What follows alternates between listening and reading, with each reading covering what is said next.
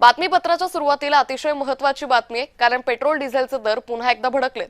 Petrol ₹2.61 महागले तर डिझेलचे दर ₹2.71 वाढलेत। तर गेल्या 12 दिवसात पेट्रोल डिझेलच्या दरात चौथ्यांदा वाढ झाली आहे। मुंबईत पेट्रोल प्रति लिटर ₹111.21 तर डिझेल ₹97.83 गेले। पश्चिम आशियातील युद्धाची झळ भारताला मोठ्या प्रमाणात बसू लागली आहे। कच्च्या तेलाच्या किमतीत सातत्याने वाढ होतीये। भारतीय इंधन कंपन्यांकडून पेट्रोल डिझेलचे दर पुन्हा एकदा वाढले। यापूर्वी 16 मेला तेल कंपन्यांनी पेट्रोल आणि डिझेलच्या दरात थेट ₹3 मोठी वाढ केली होती। त्यानंतर 19 मेला सर्व प्रमुख महानगरांमध्ये पुन्हा 90 पैशांची दरवाढ झाली। 23 मेला पेट्रोल 87 पैसे तर डिझेलचे दर 91 पैशांनी वाढले होते। आज पुन्हा एकदा पेट्रोलचे दर ₹2.61, डिझेलचे दर ₹2.71 भडकलेत।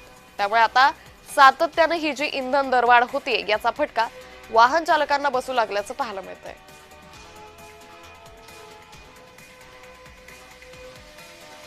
तर पेट्रोल डिझेलचे दर पुन्हा एकदा भडकल्याचं चित्र सध्या पाहायला मिळतंय। पेट्रोल ₹2.61 महाग झाले तर डिझेलचे दर हे ₹2.71 वाढलेत।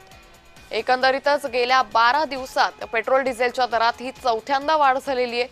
त्यामुळे आज मुंबईत पेट्रोलचे दर हे प्रति लिटर ₹111.21 इतके तर डिझेलचे दर ₹97.83 गेलेले आहेत। पश्चिम आशियातील युद्धाची झळ भारताला आता मोठ्या प्रमाणात बसू लागली आहे।